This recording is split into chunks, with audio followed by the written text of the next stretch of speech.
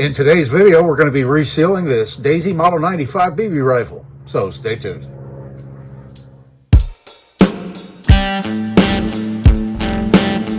Hello everybody, and thanks for joining me for another video. This is Dave, and I'm glad you're with me. So, today's video, we're going to be putting in seals in this Daisy Model 95.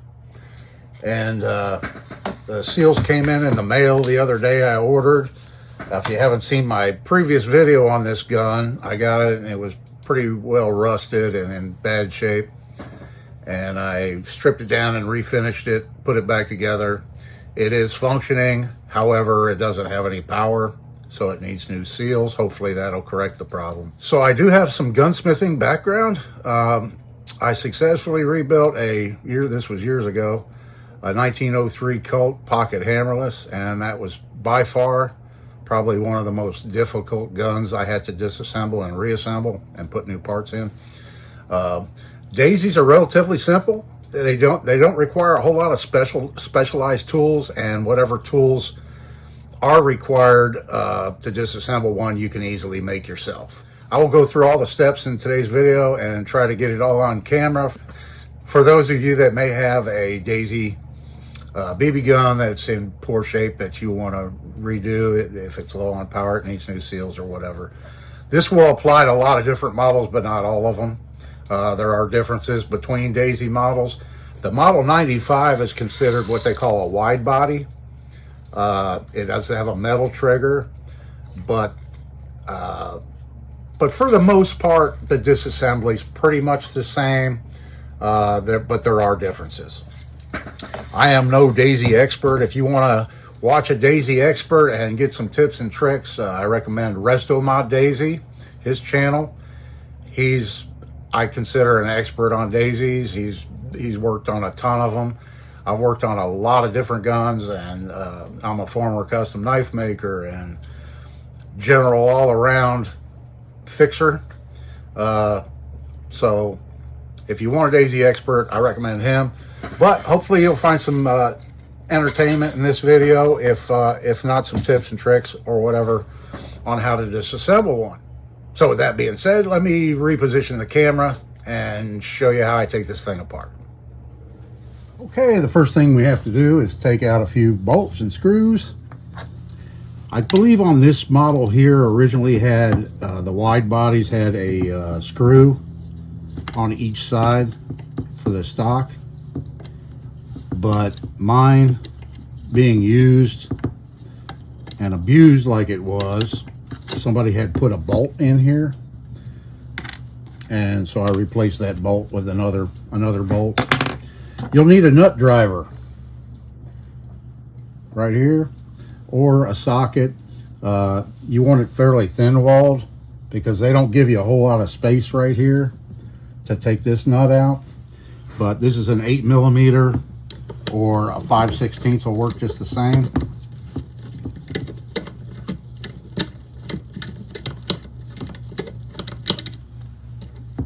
So we'll get that out.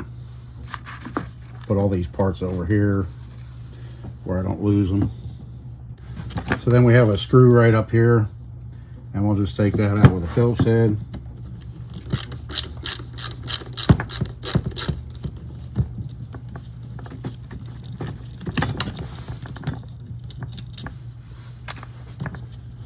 All right, we'll flip her over.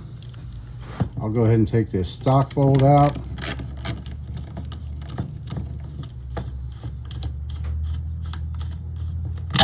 There we go. And then I'll take the bolt out for the cocking lever.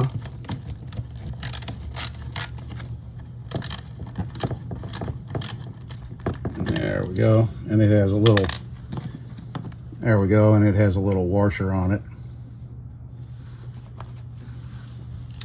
And then this is the bolt right here for the trigger assembly. And it doesn't have a nut on the other side. It's just a bolt with a washer.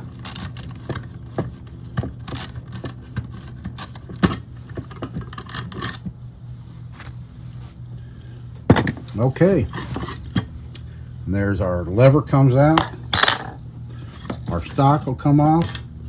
And that's the trigger spring right there, built into the stock. And there's our trigger. Metal trigger on this side, on this model. Okay, and now we'll get the guts out of it. Okay, so on this model right here, I'm not sure the proper nomenclature for all these parts, but this right here is basically your spring retainer, and this just slips down in to hold the spring assembly in. So what you have to do is compress the spring inside, and while tension is off of it, you can pull this part out, and then the whole thing will come out. So what I like to do is I'll clamp it up in the vise here. And so what I have here is just a pair of little mini vice grips with some electrical tape on them. And what I'll do is I'm going to clamp it. Let me get a little bit tighter than that. Okay, so I've got that clamped on there. Now I'm going to take my spring compressor tool, and I showed this in the last video I did, but really I made this out of a couple of nichrome welding rods, and I didn't even glue them in. I just drilled holes in the right spacing to be able to slide in here. And you just push it in a little bit, and then this part comes right out. We'll take our tool out. So we'll just take our screwdriver in here and slide this stuff out.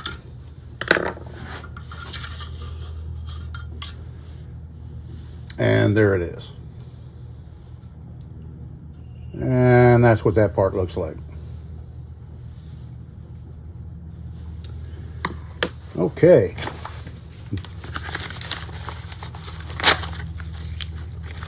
I'll go ahead and open up our new parts here. Hopefully they sent me the right thing. I believe so. Because there are some different sizes. There are different sizes of daisy seals. So this part right here is the abutment seal. There's the new abutment seal. And I believe they call this the compression seal. I'm not going to pull out calipers. I believe these are the right ones, so we'll set that off to the side. So the company I bought the seals from is right here, and they actually sent me this, an exploded view of the gun. So that's nice.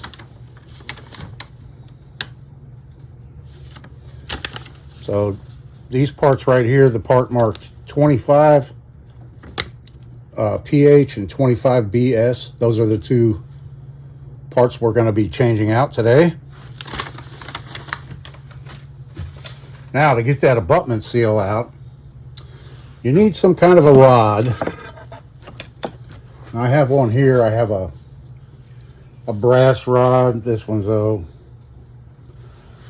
I have here about a 2-foot long brass rod I'm going to use. So I forgot to show you this. This is the shot tube. This is basically the barrel of the BB gun, and this is the little tab right here that holds the BBs in. It goes over that hole. You rotate it a little bit, a quarter turn, fill your BBs, rotate it back, and it seals it up so the BBs don't fall out. So this part right here, it's threaded on the end, and that screws into your abutment washer. And I need to clean this up a little bit better before I put it back in. But anyway, I forgot to show you that part. So that you have to unscrew out of the end. It's right-handed threads. You just unscrew it till it pulls out. If you have BBs in it, you want to get those out. Okay, now I'm going to take this rod and attempt to see if I can get this abutment sealed. Just give it a light little tap there. I probably could have just pushed it by hand. And I'm not sure if my rod's going to be long enough.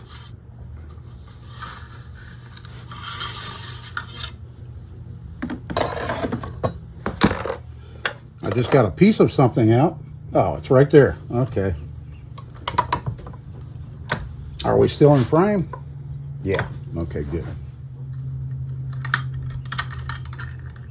Yeah, there it is. There's a piece of it. It's pretty crusty. Big chunk missing out of the middle of it. It's real hard and brittle. Definitely shot. So hopefully that's my whole problem. Now, I cleaned all this out when I took it apart the first time, but I'm gonna take a look inside, and yeah, it still looks fairly clean.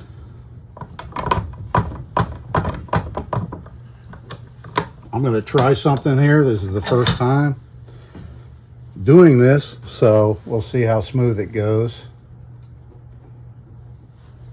Now, a better way to do this, if you're going to do this often, I saw a video over on the Resto Mod channel where he took a caulk gun and he used that as a spring compressor.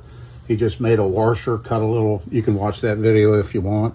What I'm just going to do is, because I don't do this all the time, I'm just going to take some leather and another pair of vice grips here.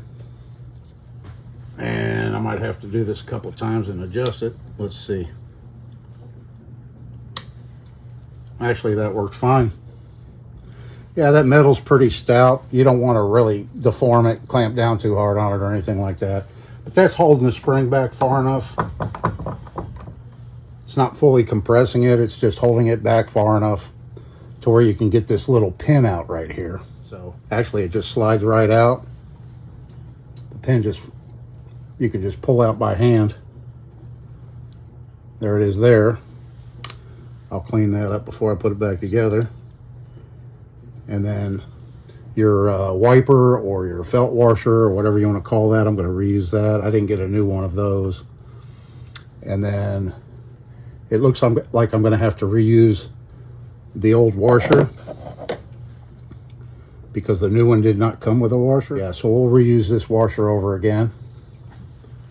Clean it up first, and then we'll just pull this apart.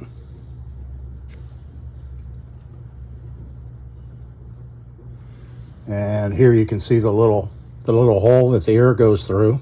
So it has to be oriented the right way.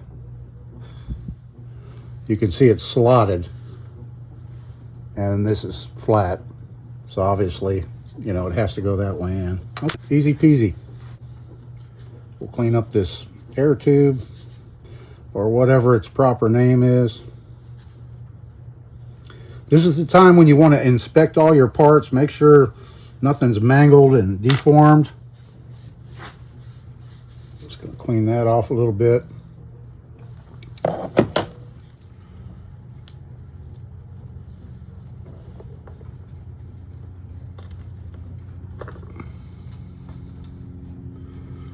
So I just push that in there till the hole lines up.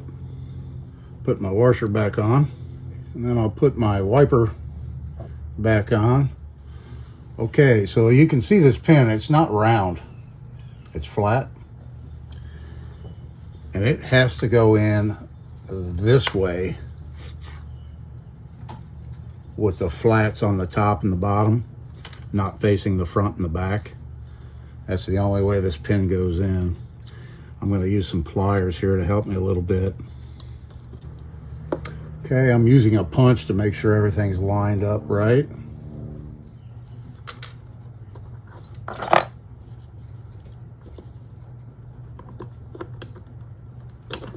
There we go. And it's back in place.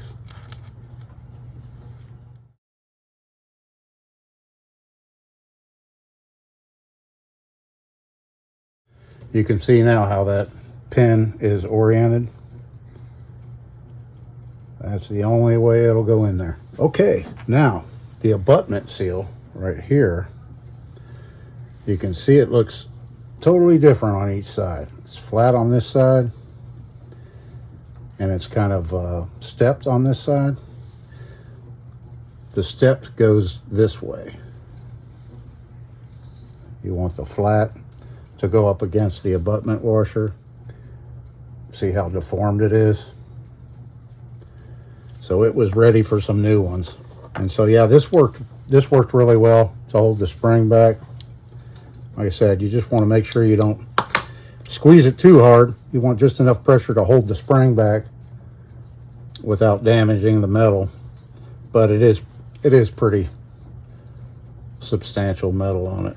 So I was just looking at this a little bit closer, and 50 years of slamming into BBs kind of mangled it up quite a bit. So it had a little burr on the end of it, a little folded over piece of metal. So I took some 400 grit and just gave it a light sanding and kind of cleaned the end of that tube up a little bit. Okay, time for reassembly. I'm going to use a little silicone oil here. I'm just going to put a little drop. I'm just going to put just a tiny bit right here on these. Probably not necessary, but I figure it can't hurt for the reassembly to lube those up a little bit, you know. I don't think this really matters, but if you notice the way this part right here was made, it has an open seam here and it's solid on this side. I noticed when I disassembled it that seam was facing towards the bottom of the gun. I have it clamped up right now upside down, so I know it went in that way. I don't really think it makes a difference, but I'm going to be putting it back together the exact way it came apart. So oops, I almost got ahead of myself. So we need a little skinny rod, a long skinny something. There's a TIG rod, just something that fits into that air tube. It doesn't matter as long as it fits in there. And that's going to help you guide that through the abutment washer and make sure everything's lined up just right. So I'm going to put it in here. And we're in the hole right there.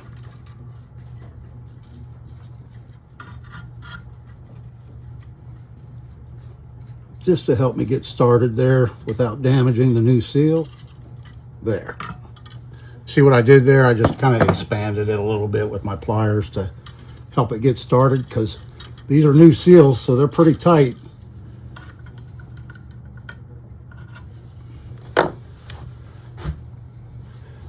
So you want to make sure you're completely vertical right there. And then I'm just going to take a wooden dowel, make sure we're fully seated there. We don't need this anymore. Pull that out. Grab our spring compression tool again.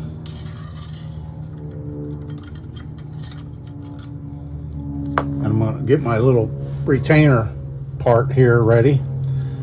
So what I've noticed is, the easiest way to explain this is, you see how it has a bend in it, it's curved. So you want that curve to go towards the back of the gun, towards the buttstock. So I'm going to get it kind of started where it needs to go up into place. And then I'm going to compress the spring past where that part goes in. Wiggle it up in place. Release it. Make sure it's fully seated, which it is. And there it is right there.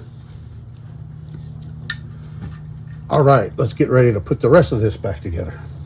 Okay, reassembly is the same thing as disassembly in the reverse order. It's real simple. First thing I'll do is I'll put the trigger in. And it just fits right up in here. You find the hole. And let's see, trigger bolt is this one right here.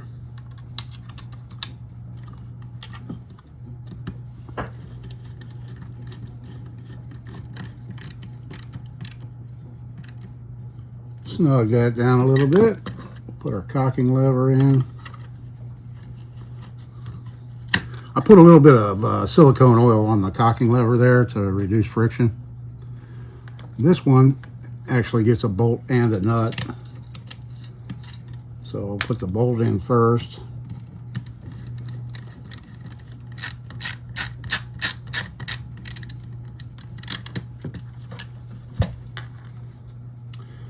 And then we'll get our little nut on the other side.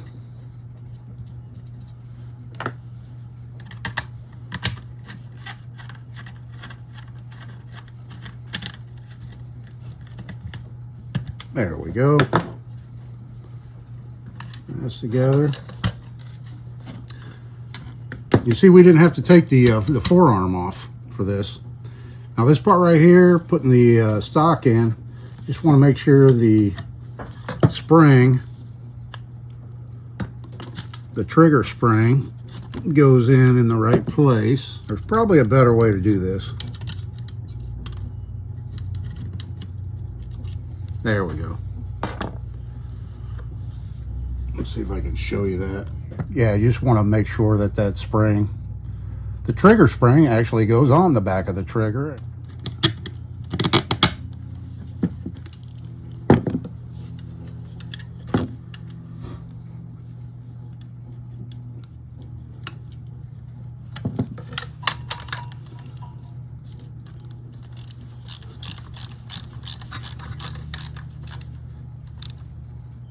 There we go. One more. Okay, and then we'll reinstall our stock screw.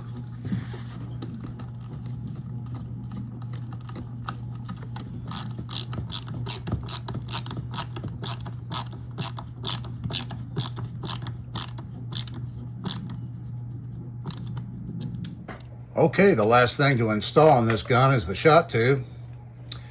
And at this point, I should tell you that if you don't like this style, you can modify these and they will accept a Model 25 shot tube, which is I don't have one, but I've seen them. But it's a spring-loaded magazine type, and so you don't have all those loose BBs rattling around inside your gun. They do make those. I'm not sure how much they are, but you could probably find them pretty easy. I think the only thing you have to do modification-wise is you'll have to make like a little either copper or brass tubing extension piece on the end of it, because it's a little bit longer, maybe a ½ inch or so, I'm not sure. But that's an option if you don't like all the BBs rattle around inside your gun. Slip it in there.